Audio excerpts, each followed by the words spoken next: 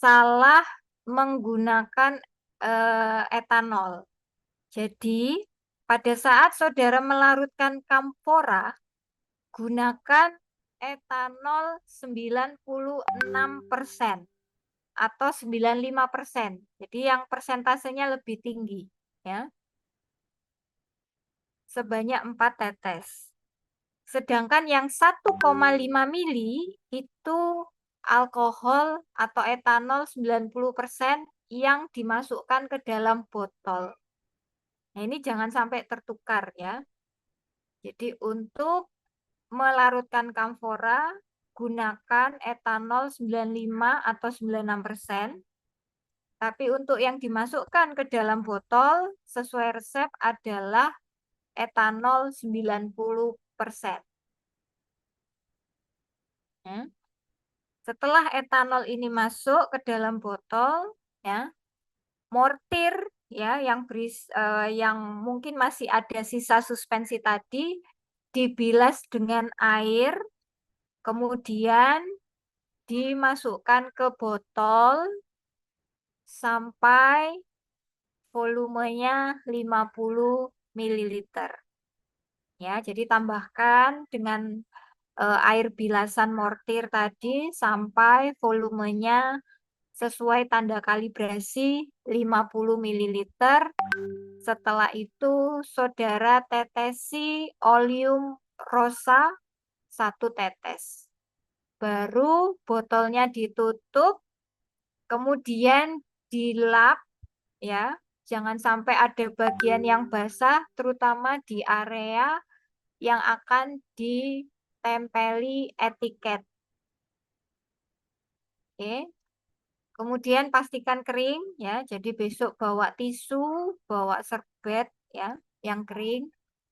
Nah, dilap sampai kering, kemudian saudara siapkan etiket warna biru karena suspensi ini untuk obat jerawat dipakai di area kulit ya, terutama di area wajah.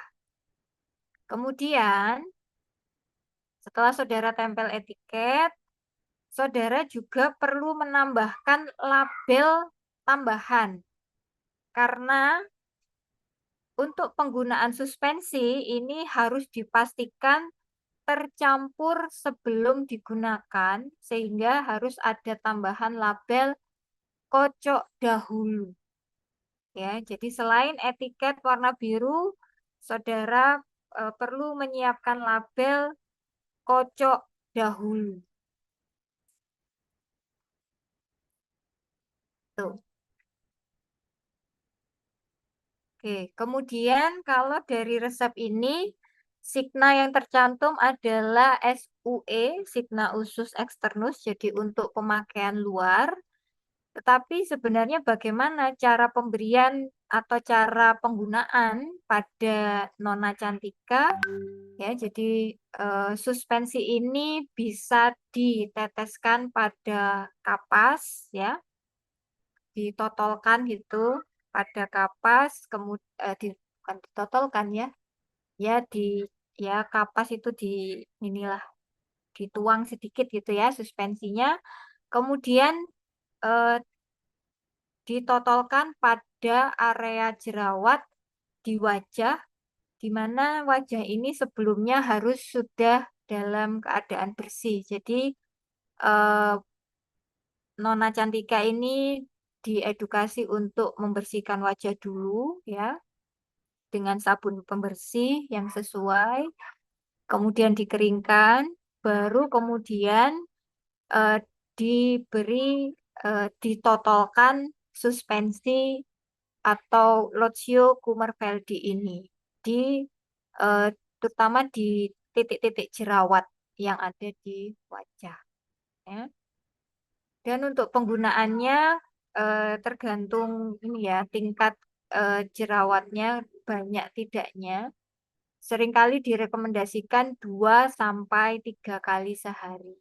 Ya, jadi kalau 2 kali itu biasanya setelah selesai mandi pagi dan mandi sore atau malam gitu ya. Kalau 3 kali berarti ada 1 tambahan di siang hari. Tuh. Dan penggunaan terapi untuk jerawat ini biasanya juga em, minimal 7 sampai 14 hari tergantung itu tadi ya derajat derajat keparahan jerawatnya seperti apa. Oke, saya rasa itu untuk resep suspensi. Mungkin dari kalian ada yang mau ditanyakan, barangkali masih bingung, terutama dengan cara pembuatannya karena memang komponen resepnya cukup banyak, tahapannya ini apa ya? Ya, em, kalau yang saya amati dari mahasiswa sebelumnya itu eh, kesalahan yang sering terjadi adalah penggunaan etanol. Jadi etanol yang ada di resep 90% itu ditambahkan ya di botol, bukan untuk melarutkan kamfora. Yang digunakan untuk melarutkan kamfora itu adalah etanol 95 atau 96%. Alkohol ya, alkohol 95 atau 96%. Dan cukup 4 tetes aja ya. Tuh, kemudian yang sering eh, terjadi adalah karena mungkin ada ya pada saat menuang dari mortir ke botol itu entah terburu-buru atau apa sehingga banyak eh, cairan yang merembes keluar ya. Dan untuk memindahkan dari mortir ke botol ini saudara bisa menggunakan corong gelas ya. Tapi tidak perlu diberi kertas saring, tidak perlu disaring. Jadi cukup untuk memudahkan saja pakai corong gelas. Kemudian itu tadi kalau ada mungkin ada sebagian kecil ya yang merembet keluar dan membasahi dinding bagian luar botol. Nah, ini segera dikeringkan ya supaya tidak merusak etiket nanti yang akan saudara tempel.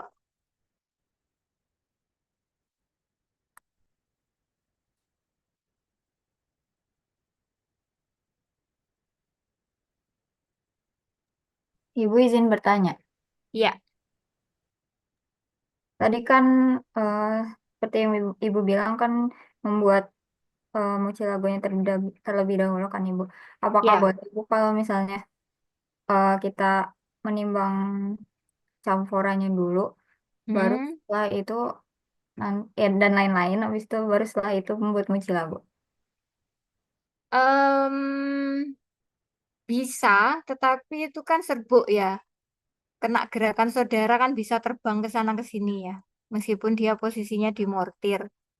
Jadi kalau saran saya lebih baik menyiapkan musilago dulu sehingga ketika saudara sudah melarutkan dan mengeringkan kamfora dengan sulfur itu sudah siap ditambah dengan musilago.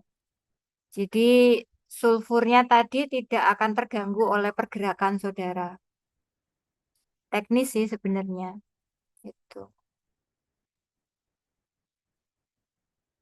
Lalu untuk air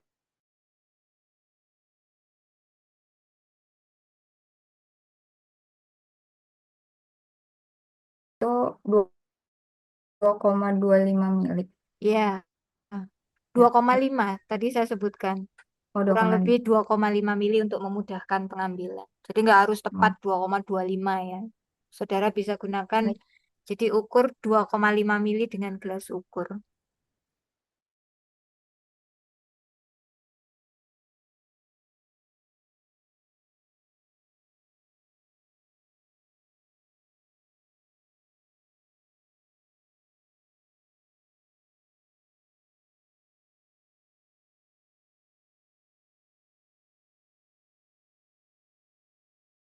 Supaya besok tidak sampai apa Dan ya, beberapa saya amati kalian sering menyiapkan etiket, salinan resep itu di lab ya. Kalau bisa, upayakan ya setelah ini sisihkan waktu untuk menyiapkan etiket dan salinan resep juga. Ya, jadi selain yang ditempel, juga ditempel di borang praktikum, juga siapkan satu set, bukan satu set ya, ya terutama etiket ya. Etiket siapkan untuk yang ditempel di sediaan, ya, supaya kalian tidak terlalu lama di lab untuk penyelesaian resepnya. Dan untuk suspensi ini kan pakai botol, jadi pastikan botolnya cukup.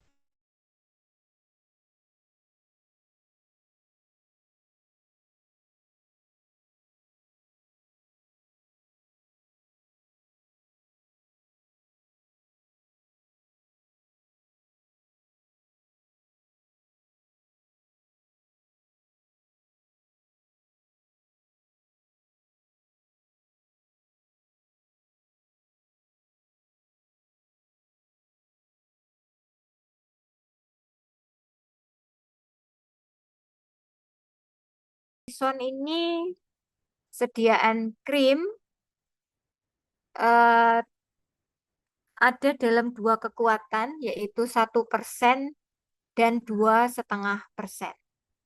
Ya. Karena di sini dokter meminta hidrokortison 1,5%, maka yang saudara gunakan adalah sediaan hidrokortison 2,5%. Kemudian untuk mupirocin, sediaan yang ada adalah kekuatan 2%. Jadi tidak masalah. Hidrokortison ini termasuk obat keras, tetapi dia juga masuk obat wajib apotek. Mupirocin ini juga obat keras, dan dia masuk obat wajib apotek, seingat saya ya. Tapi mohon koreksi kalau salah ya. Oke. Kemudian secara farmaseutik untuk pencampuran krim hidro hidrokortison ini saudara campur dengan mupirocin. Keduanya ini adalah sediaan jadi yang diproduksi menggunakan pengawet ya. Sehingga ketika nanti saudara mencampur kedua krim ini, maka BUD krim campuran itu mengikuti BUD untuk preserve aqueous dosage form ya, karena dia krim, komponen airnya lebih banyak ya.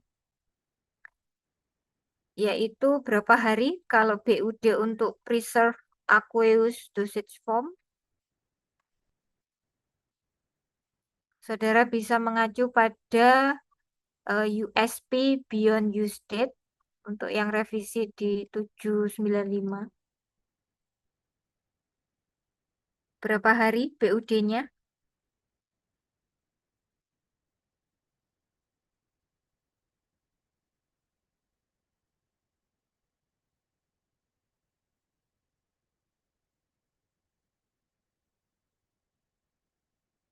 Mungkin sambil buka USP Beyond Use Date.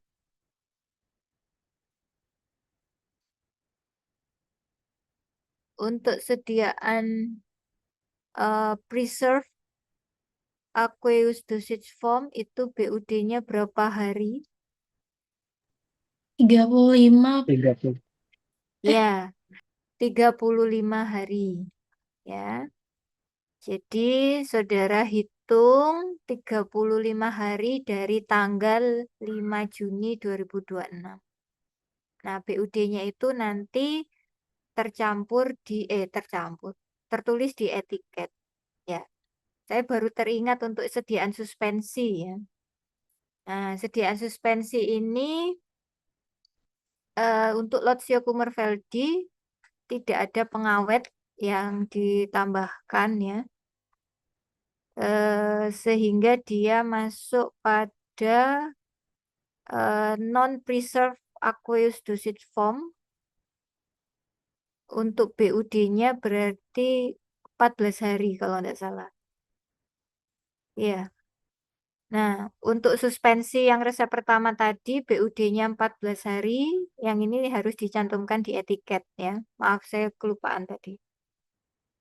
Jadi nanti tanya sama Google ya, 14 hari dari tanggal 5 Juni 2026 itu tanggal berapa? 19 ya, 19 Juni berarti.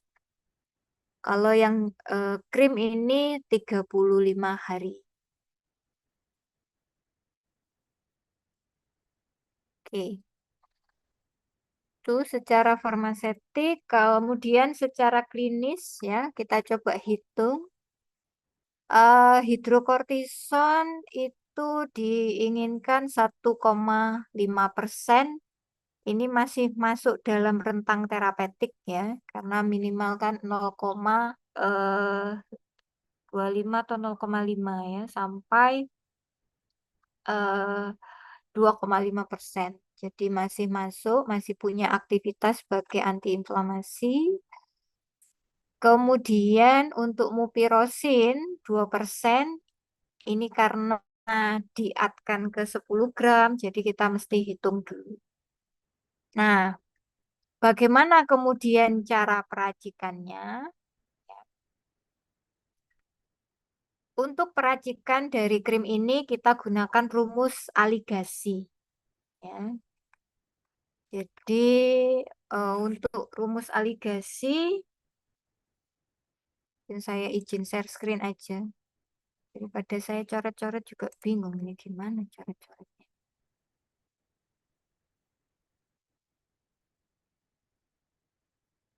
Oke. Ya, di layar sudah tampak ya.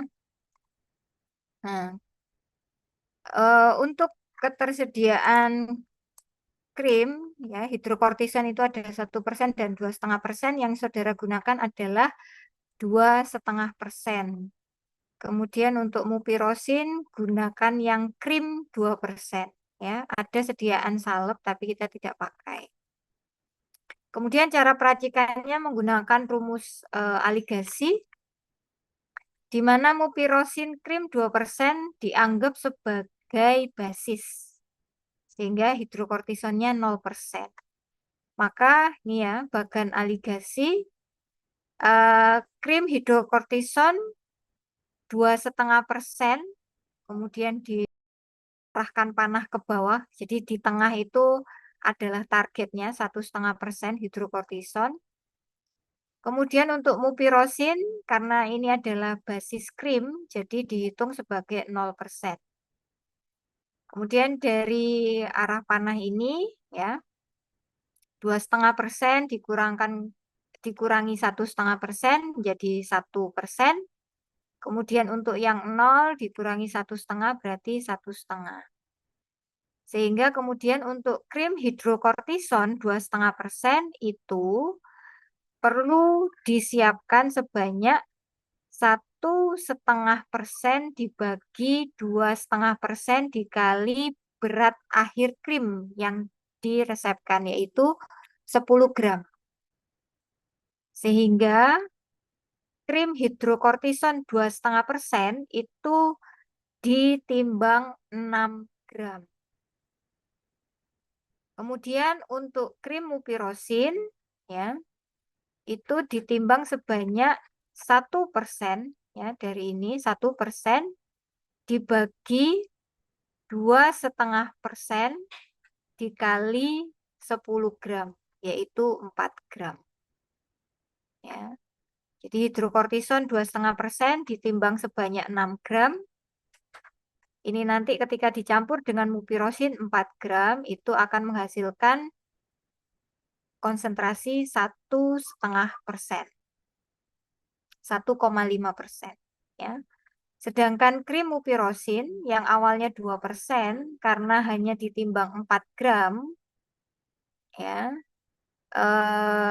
sehingga konsentrasi dari mupirocin ini akan turun. Pada campuran akhir krim yang diperoleh itu mupirosinya sudah tidak 2% lagi. Ya.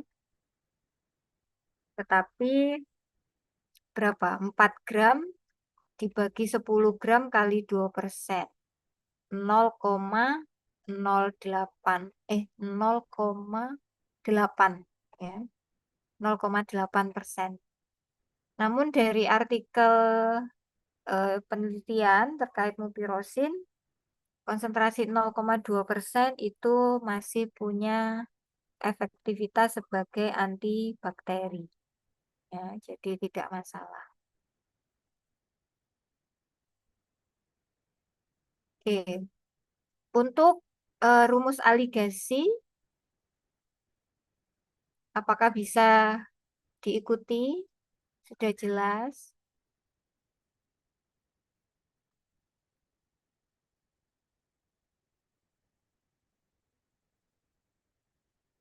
Sudah, Ibu.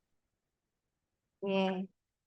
Ya, setelah saudara hitung tadi kan, ya, eh, hidrokortison 2,5%-nya butuh 6 gram, mupirosin 2%-nya butuh 4 gram. Di bagian bahan tuliskan secara jelas ya. Hidrokortison krim 2,5% sebanyak 6 gram ya. Rumus aligasinya nanti dicantumkan di kolom bahan. Kemudian mupirosin 2% ditimbang sebanyak 4 gram. Ya, itu perhitungannya dari mana harus jelas ya. Oke. Tahapannya adalah saudara timbang dari krim yang kecil dulu. Nah, untuk menimbang krim ini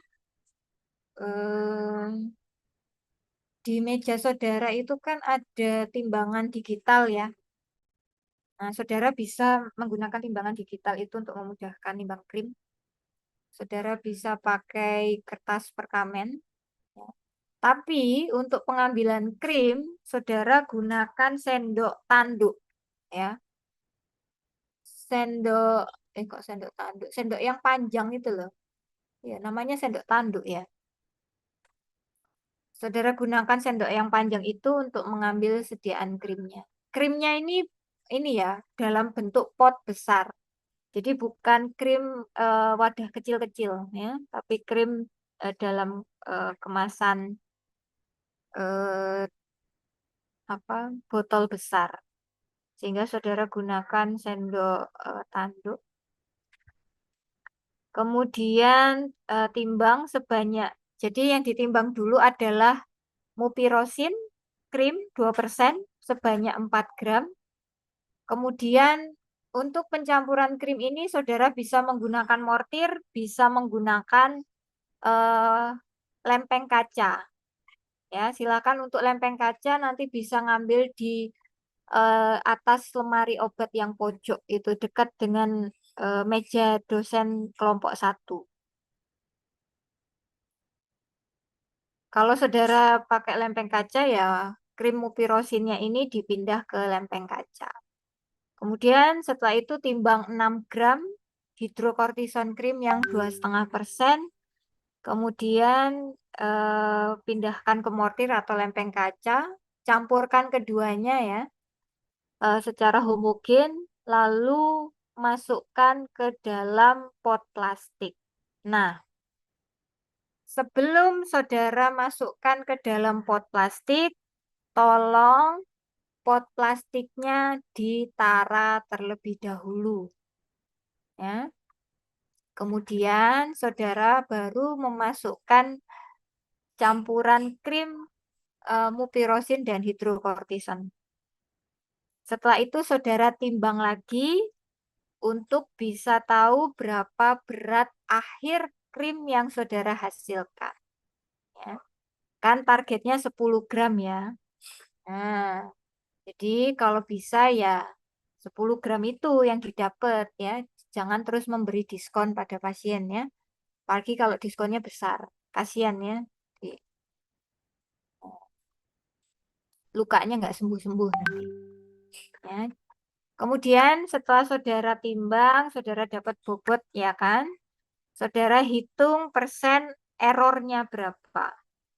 Di 10 gram saudara kurangi dengan bobot hasil penimbangan dibagi 10 gram dikali 100%.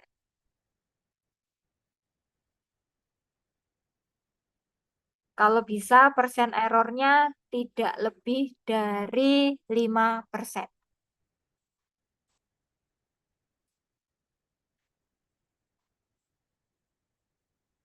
Itu untuk sediaan krim. Kemudian setelah saudara masukkan ke dalam pot, saudara labeli dengan etiket. Nah, ini.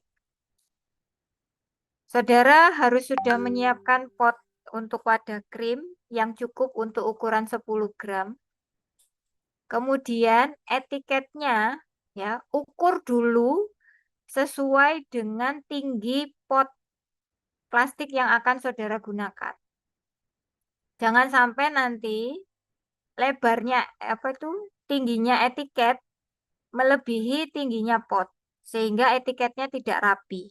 Ya, jadi saudara potong dulu etiket sesuai dengan tingginya pot. Jangan juga sampai menutupi tutupnya pot. Ya. Dia harus rapi. Jangan lupa besok bawa isolasi atau double tip.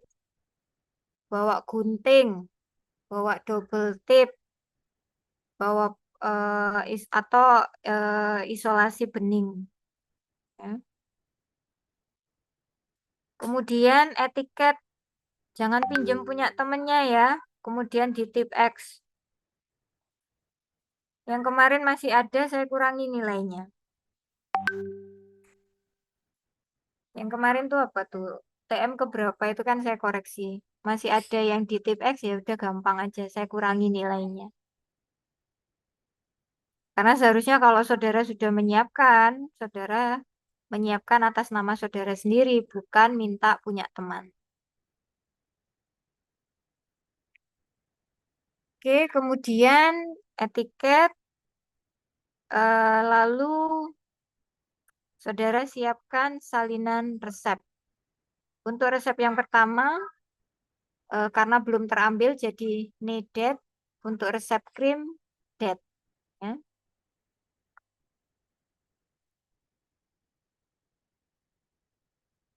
Baik, untuk resep yang kedua ini, apakah ada pertanyaan? Ada yang mungkin masih bingung, kurang jelas, silahkan.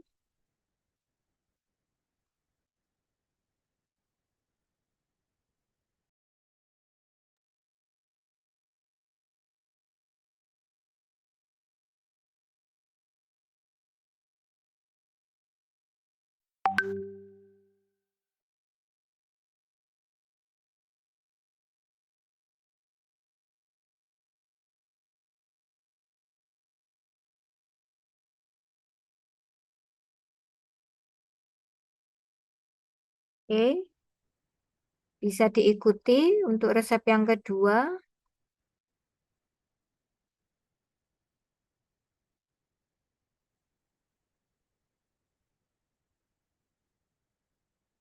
Kalau tidak ada pertanyaan, Jadi mau bertanya, ya boleh. untuk yang lempeng kaca tadi itu digunakan untuk waktu pencampuran ya Ibu. Iya, jadi Kalau misalkan untuk pencampuran krim boleh pakai lempeng kaca, boleh pakai mortir. kalau misalkan untuk penimbangannya itu kita ngalasin krimnya itu pakai apa ini? Kalau untuk penimbangan, saudara bisa pakai kertas perkamen. Tidak masalah. Tapi untuk pengambilan krimnya pakai sendok tanduk ya. Jadi sendok seperti sendok penyu. Tapi kan kalau sendok penyu itu kan bulat ya.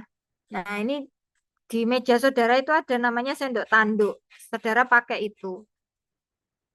Nah, kemudian nimbangnya nggak masalah pakai perkamen aja, nanti dibersihkan pakai sudip ya. Jadi saudara siapkan sudip berlebih untuk besok. Tuh, jadi di apa namanya ya? Kalau bahasa Jawanya itu dikoreti, eh, benar-benar disisir gitu, kemudian dipindahkan ke lempeng kaca atau mortir untuk pencampuran.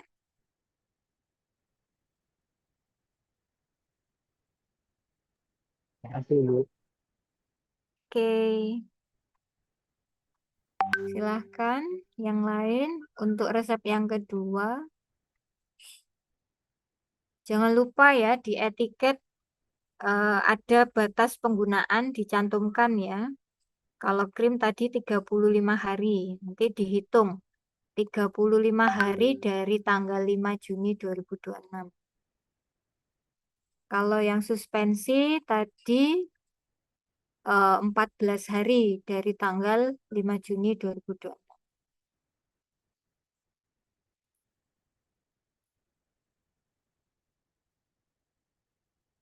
Oke.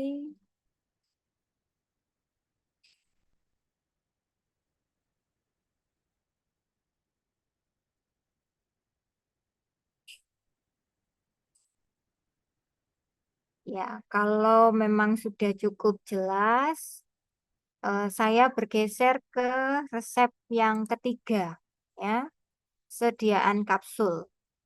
Jadi skenarionya adalah seorang klien menebus resep untuk Tuan Sutris yang mengalami gangguan bipolar dan kecemasan sejak 6 bulan yang lalu. Pasien ini barusan kontrol ke dokter dan mendapatkan resep berikut untuk beberapa bulan ke depan. Klien minta agar disiapkan 4 kapsul terlebih dahulu supaya bisa pulang. Resepnya ditulis oleh dokter spesialis kesehatan jiwa, SIP-nya ada, masih berlaku, alamat praktek juga ada, nomor telepon juga ada.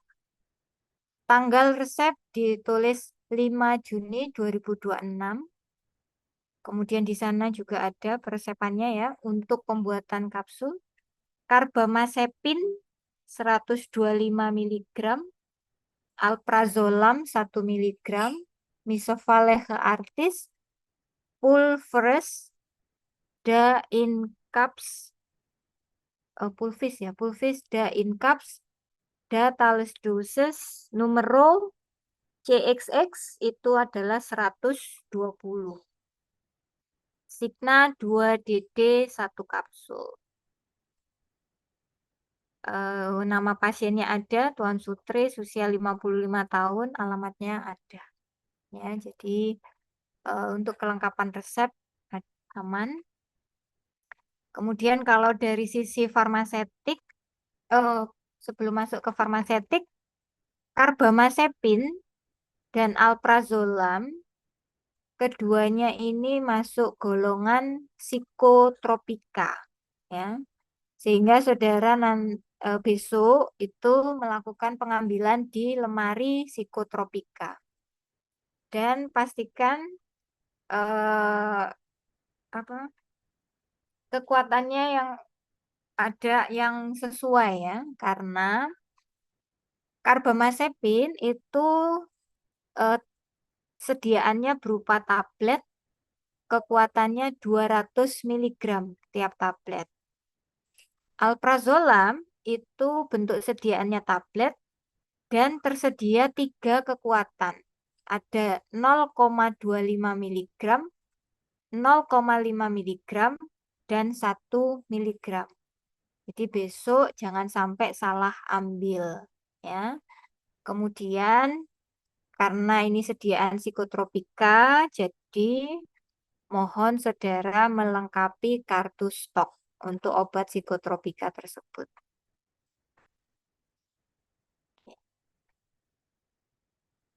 Secara farmasetik ya, tadi sudah disinggung bentuk sedianya berupa tablet. Karbamazepin ini tablet warna putih, alprazolam ini juga tablet warna putih.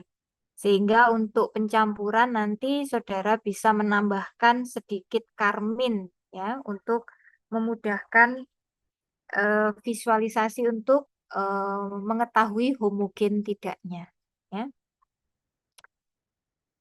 Kemudian pencampuran ini juga tidak masalah, tidak menimbulkan interaksi, jadi bisa dicampur dalam bentuk kapsul.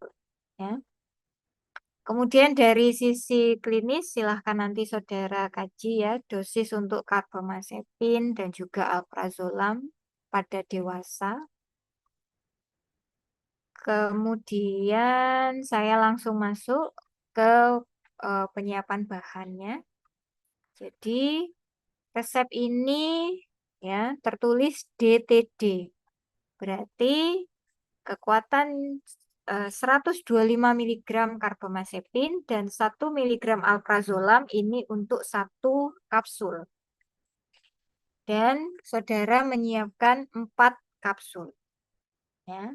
Sehingga untuk 4 kapsul, saudara membutuhkan karbamazepin sebanyak 4 kali 125 mg. Yaitu sebesar berapa? 4 kali 125 mg.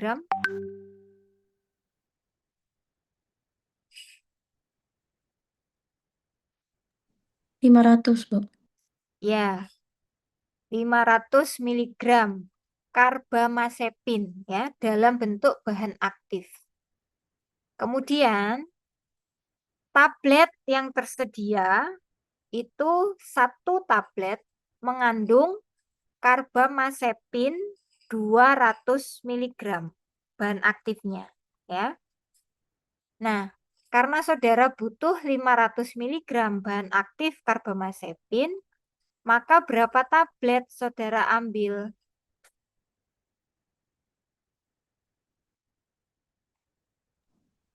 3 tablet. Ya, betul. 3 tablet karbamazepin. Artinya kalau 3 tablet mengandung bahan aktif karbamazepin sebanyak 600 mg. Ya. Saudara nanti timbang 3 tablet karbamazepin itu, kemudian dari hasil penimbangan nanti saudara hitung ya. Karena saudara butuh bahan aktif karbamazepin 500 mg, sedangkan di 3 tablet itu saudara di dalam 3 tablet itu ada 600 mg ya. Maka saudara hitung 500 mg dibagi 600 mg dikali dengan berapa berat tabletnya. Kalau hasil penimbangan 3 tablet tadi tidak bulat gitu ya, menyulitkan saudara untuk mendapatkan 500 mg bahan aktif, maka saudara bisa membulatkan dengan sakarum laktis atau laktosa. Misalkan saudara menimbang 3 tablet karbamazepin itu bobotnya 1.500 mg. Kalau saudara hitung 500 mg bahan aktif yang saudara butuhkan dibagi dengan 600 mg bahan aktif yang ada di dalam 3 tablet karbamazepin dikali berat 3 tablet itu 1.500 mg, itu kan agak sulit ya untuk saudara nimbang. Sehingga saudara bisa bulatkan dengan laktosa hingga bobot atau berat 1.800 mg. Nah, baru kemudian saudara hitung. Kalau 1.800 kan lebih mudah. Berarti saudara hitung, saya butuh 500 mg kan? Kemudian karbamazepin yang ada di 3 tablet itu 600 mg. Berarti 500 dibagi 600 dikali dengan bobot 3 tablet plus laktosa, yaitu 1.800 mg. Sehingga berapa campuran tablet karbamazepin dan laktosa tadi yang saudara timbang?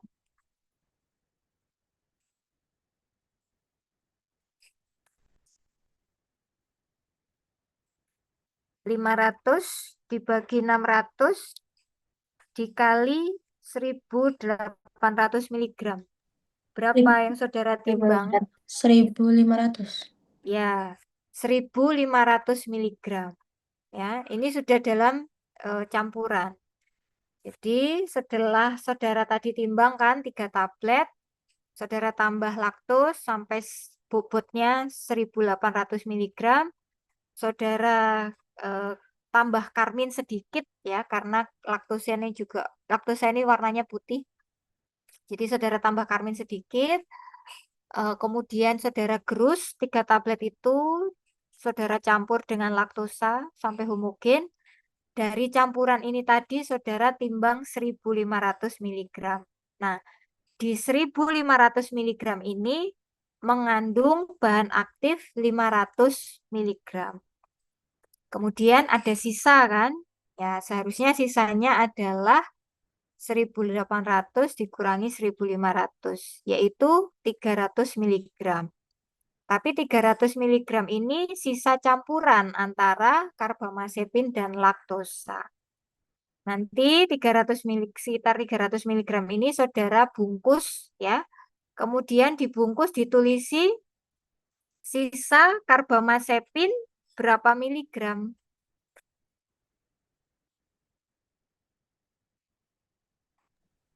200. 200 dari mana?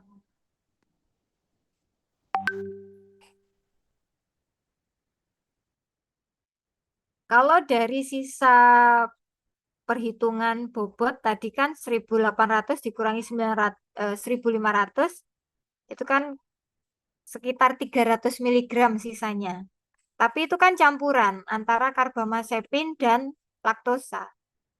Kalau sisa karbamazepinnya sendiri berapa?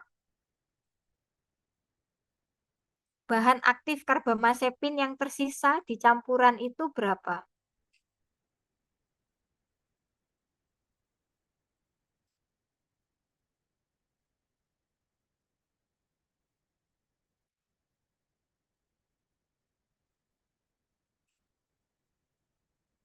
Ada yang bisa menghitung berapa sisa karbamazepinnya? Hanya 100 bahan, mili, ya? 100 miligram itu. Ya, betul, 100 miligram, ya. Selisih dari 600 dan 500 bahan aktif, ya. Saudara butuh bahan aktif karbamazepin 500 miligram dari 3 tablet karbamazepin 200 miligram atau 600 miligram. Jadi sisanya kan 100 miligram bahan aktif ya. Jadi tuliskan di bungkus bungkus sisa karbamazepin itu sisa karbamazepin 100 miligram.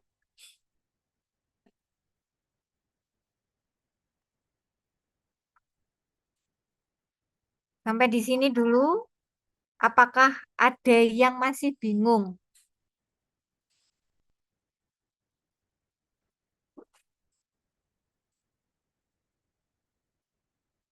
Jangan sampai keliru ya. Saya memberikan penalti untuk satu mahasiswa karena dia keliru. Jadi ceritanya dia sudah menimbang 3 tablet karbamazepin. Waktu itu bobotnya dibulatkan sampai total 3.000 miligram atau 3 gram. Kemudian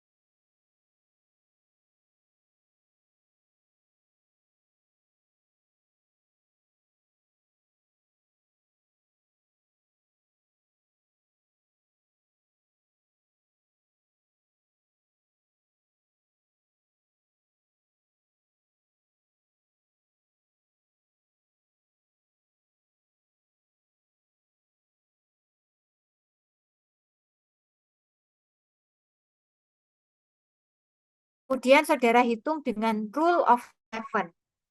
500 mg dibagi 65. Dapatnya berapa? 500 dibagi 65. 7,7. 7,7 atau dibulatkan 8. Ya. Kemudian saudara kurangkan, jadi rule of seven itu angka pertamanya 7. 7 dikurangkan tadi 7,7 ya, atau dibulatkan 8. Berarti minus 1. Nah, nomor cangkang minus 1 itu kan tidak ada. Ya. Yang ada adalah 0, kemudian 1, 2, dan 3 yang ada di lab itu. Nah, sehingga yang mendekati adalah 0. Maka saudara tara cangkang kapsul nomor 0 dengan sakarum laktis atau laktosa. Ya, saudara isi sampai penuh ya cangkang kosong tadi nomor 0. Kemudian saudara isi ya sampai penuh. Saudara keluarkan sakarum laktis tadi yang sudah apa ada di dalam cangkang. Kemudian saudara timbang berapa beratnya. Tadi saudara hitung campuran serbuk yang saudara dapatkan adalah 500 mg per kapsul. Ya. Kalau dari hasil tara cangkang kapsul, berat tara cangkang kapsul itu maaf, berat per kapsul 500 mg itu lebih dari 75% hasil tara, maka saudara tidak perlu menambahkan sakarum laktis lagi. Tapi kalau 500 mg itu kurang dari 75% hasil tara, maka saudara nambahkan sakarum laktis sampai berat satu kapsulnya mencapai 75% hasil tara. Ya, hasil tara itu menunjukkan kapasitas cangkang kapsul. Jadi satu kapsul itu seharusnya diisi minimal 75%. Ya, kapasitasnya 75%. Itu. Ya, jadi besok silahkan untuk menara. Boleh perwakilan satu mahasiswa melakukan tara, nanti teman-temannya dikasih tahu. Ya.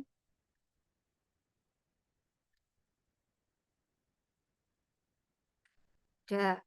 Kalau memang saudara membutuhkan sakarum laktis, maka saudara hitung. Kan per kapsulnya butuh berapa tambahannya, saudara kalikan 4 kapsul. Jadi saudara timbang sakarum laktis tambahan, kemudian saudara campur dengan campuran serbuk tadi. Kalau memang 500 mg itu masih kurang dari 75% kapasitas cangkang kapsul nomor 0 misalnya. Ya. Tapi kalau sudah lebih dari 75% ya enggak usah. Campuran serbuk tadi silahkan dibagi secara visual menjadi 4, baru kemudian masing-masing bagian ya dimasukkan ke cangkang kapsul. Lalu kapsul yang sudah ada jangan lupa ya, kalau sudah tutupnya dipasang itu dikunci, ditekan ya. Jadi tutup dan badannya itu ditekan untuk mengunci supaya serbuknya tidak keluar-keluar. Masukkan kapsul yang sudah siap tadi ke dalam wadah, kemudian siapkan etiket. Etiketnya warna putih karena untuk penggunaan peroral ya. Peroral sistemik. Tuliskan batas penggunaan Kalau ini kapsul, ya, ini masuk non-aqueous dosage form. Nah, ini bisa berapa lama nih BUD-nya? Kalau untuk kapsul,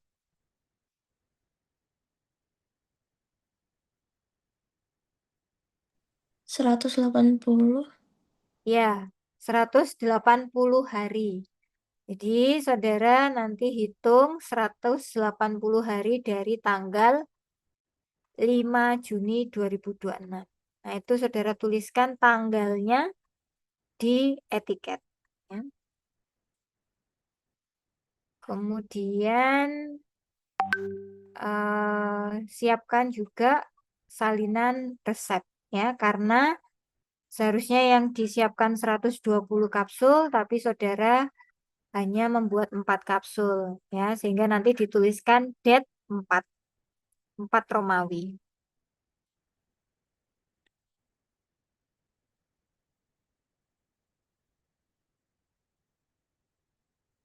Baik, sampai di sini apakah ada yang masih belum jelas atau masih bingung ya?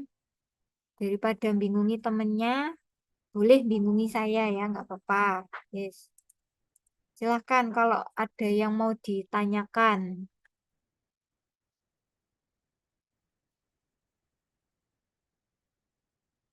Misi Bu, Ya, Bu mau nanya yang buat kapsul tadi Bu. ya, Misalkan tadi kan jadinya kapsulnya pakai yang ukuran 1 ya Bu, karena yang satunya yang ukuran 0 ya Bu ya. ya, karena nggak ada ukuran Oke. -1. Nah itu kan pertamanya kita ngenara dulu ya Bu ya. Buat kapsulnya itu nanti isinya berapa. Nah, Ya, yang dibutuhkan di sini kan satu kapsulnya 500 mg. Kalau semisalkan ya. kita nara, kita Mm-mm. timbang ternyata kurang dari 500, katakanlah mungkin 450 ya Ibu ya. Nah itu Ya, berarti kan si naik.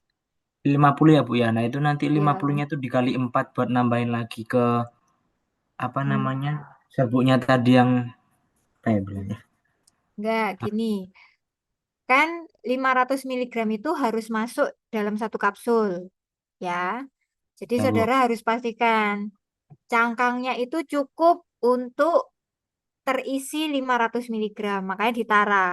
Nah, kalau ternyata hasil tara nomor 0 itu cuma 450 miligram, maka saudara tentu tidak bisa menggunakan. Karena kan kapasitasnya hanya 450, saudara kan butuh cangkang kapsul yang kapasitasnya 500 miligram. Ya, berarti kan dosisnya kurang.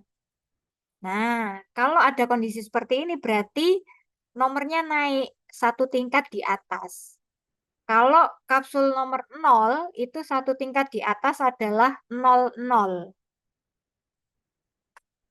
Jadi semakin besar angka kapsul ya, 0, 1, 2, 3 itu semakin kecil kapasitasnya. 3 itu kapasitasnya lebih kecil daripada nomor 2. Nomor 2 itu lebih kecil daripada nomor satu lebih kecil daripada 0. Gitu. Jadi kalau coba besok ya dicek cangkang kapsul yang ada di lab itu, saya sendiri juga nggak hafal ya, padahal ya tiap minggu praktikum. Cangkang kapsul yang paling besar seingat saya itu ada 00, tapi saya tidak ingat apakah ada isinya apa enggak. Kalau botolnya ada ukuran 00 ya. Jadi yang paling besar tuh 00, kemudian di bawahnya itu 0, di bawahnya lagi 1, bawahnya lagi 2, bawahnya lagi 3. Nah, kalau misalnya ini dapat hitungan 0, nomor 0 ternyata tidak cukup ya. Kapasitasnya hanya 450 miligram, padahal kita butuh wadah yang bisa menampung 500 miligram, ya berarti naik ke 00. Nah, yang kapsul ukuran 00 ditara lagi. Kapasitasnya berapa? Nah, misalnya kita tara kapasitasnya 600 miligram. Nah, kita hitung 500 dari 600 itu kan sekitar 80-an%. Nah, berarti cukup. Saudara tidak perlu menambah sakarum laktis lagi karena isi 500 mg itu sudah lebih dari 75% kapasitas 600 mg. Kan 600 mg itu 100%. 75%-nya itu kan 450. Nah, serbuk saudara yang mau dikapsul ini kan 500 mg. Atau 80%. Jadi kan sudah lebih dari 75%. Nah, saudara sudah langsung bisa memasukkan serbuk itu. Tidak perlu ditambah sakarum laktis. Coba besok ya dicek ya. Cangkang kapsul yang tersedia di lab itu mulai nomor berapa yang paling besar sampai paling kecil nomor berapa. Seingat saya tuh 00, 0, 1, 2, 3.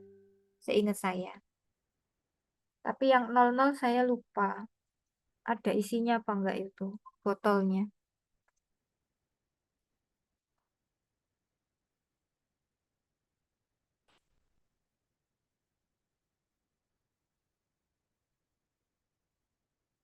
Gimana Zufen? Sudah lebih ini Ini mungkin Bu, lebih udah Bu. jelas ya. Mudah-mudahan tidak tambah bingung ya. Oh ya Bu, sama ini Bu, misalkan andai Ya. kata misalkan kalau di apotek itu yang ukuran apa namanya kayak ukuran nolnya nggak ada udah habis, ukuran satunya Mm-mm. juga habis gitu Bu. Itu tuh berarti kita dibuatnya sekali minum 2 kapsul ya Bu Iya. jadinya. Seperti Hmm. pernah ya resep apa dulu kemarin kan terpaksa itu dibuat jadi 2 kapsul. Ya bisa. Kalau memang sedang kosong ya stok cangkang kapsul yang kita butuhkan sedang kosong, yang ada misalnya nomor 2, ya kita taruh dulu. Oh ternyata nomor 2 itu isinya 250. Berarti kan cukup untuk sediaan 500 mg. Dibuat 2 kali ya, jadi 2 kapsul. Aturan pakainya akhirnya berubah. Bukan lagi sekali minum 1 kapsul, tapi sekali minum 2 kapsul. Gak apa-apa, karena memang eh, masalah teknis ya, ketersediaan stok kapsul yang ya memang adanya itu. Tetapi kan tidak sampai kemudian mengurangi dosis. Yang tidak boleh kan kalau sampai mengurangi dosis.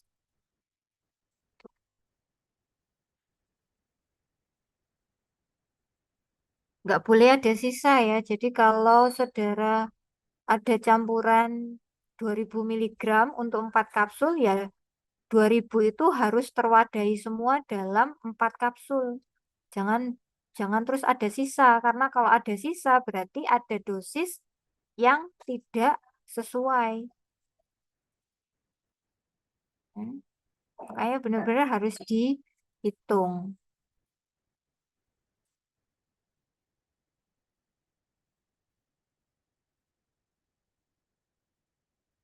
Oke, sampai sini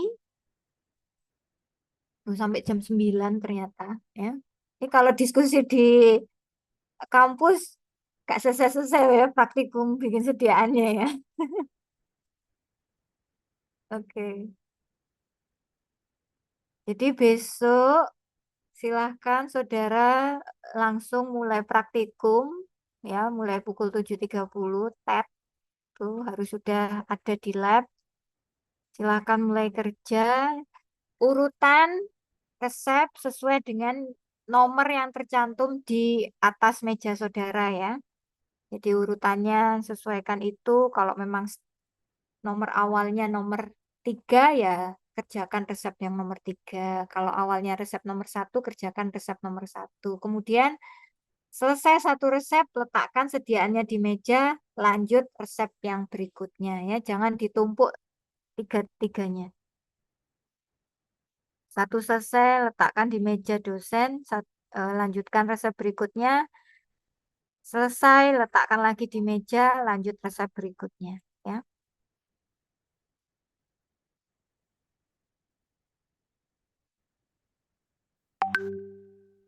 Jangan lupa APD, nurse cap, masker, sarung tangan ya tetap digunakan. Sambil latihan ya, karena saudara nanti ujian UAS dengan OSCE, kan ada dua station kalau nggak salah.